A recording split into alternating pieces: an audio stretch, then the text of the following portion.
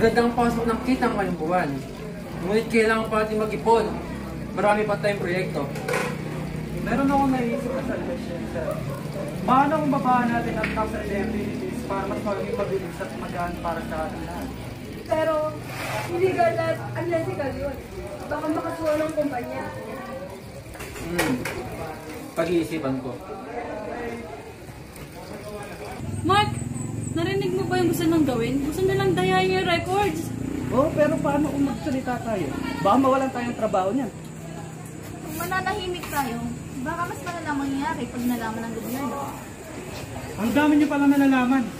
Tandaan niyo, madali lang ako magtanggal ng empleyado. Isang salita ko lang, kay Mr. Santiago, tiyak mawawalan kayo ng trabaho. Kaya kung gusto niyo manapanatili sa inyong posisyon, manahimik.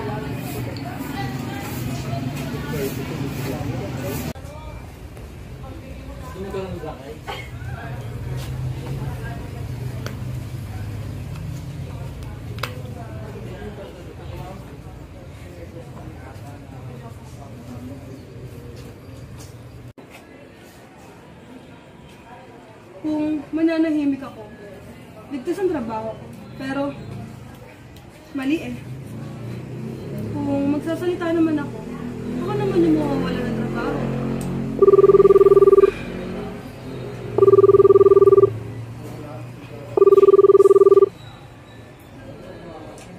Hello po, sir? Hello, Reyes. Alam ko meron kang narinig.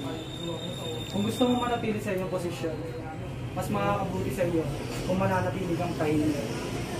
Baka kung hindi, ako na huli mong makikita ng tao sa loob at labas ng ating kumpanya.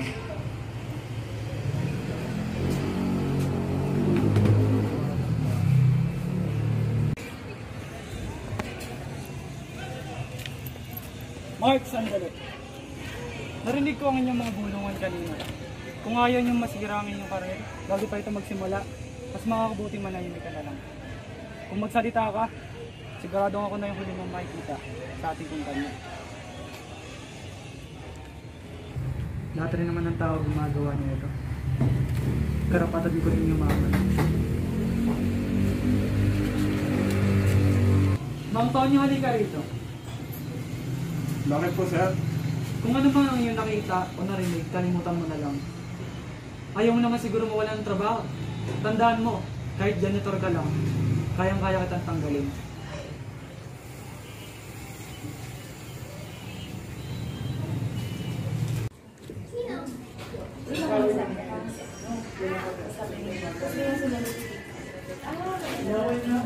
Sir, Tonyo, pasensya na po. Pero meron po kayong kailangan malaman. Si Mr. Cruz po nakita ko pong gumagawa ng taking resibo at naglalagay po ng pera sa sobre. sigurado ka ba dyan, Tonyo? Mabigat na paratang yan sa sabi mo. Sigurado po ako, sir. At hindi lang po ako ang nakakita, meron pa rin po iba.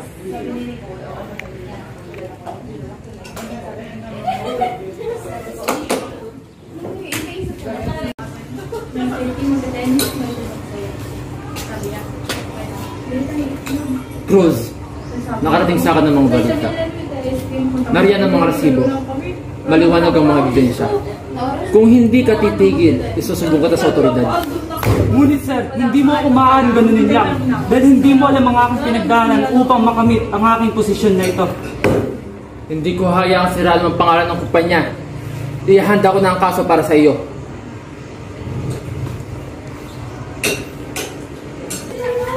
Kung makukulong ako, may mas malalang mangyayari.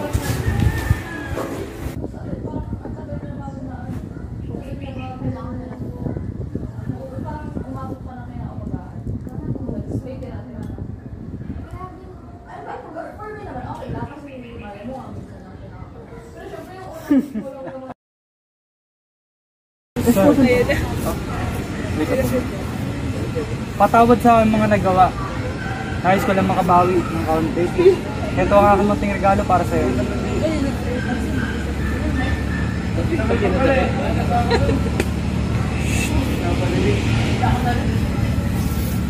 Ayusin mo yung sarili mo.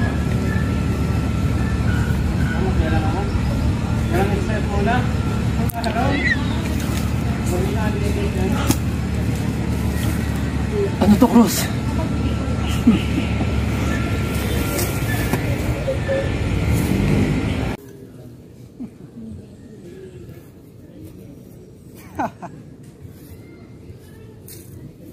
Pasensya na, sir.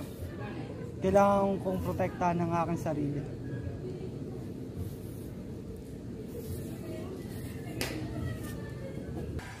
Magandang umaga sa inyong lahat. Magandang sir. Pinatawag ko kayo rito dahil meron ako sasabihin masamang balita. Ano po yun, sir? Namatay na si Mr. Santiago. Ito po, sir. Seryoso ba, sir? Oo. Kaya bilang finance manager, ako muna ang hahawak ng ating kumpanya. Hindi naman pagkamatay ni sir.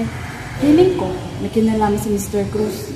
Kung totoo yan, delikado tayo. Mas mabuti nang mag-resign tayo kaysa may masama pang mangyari.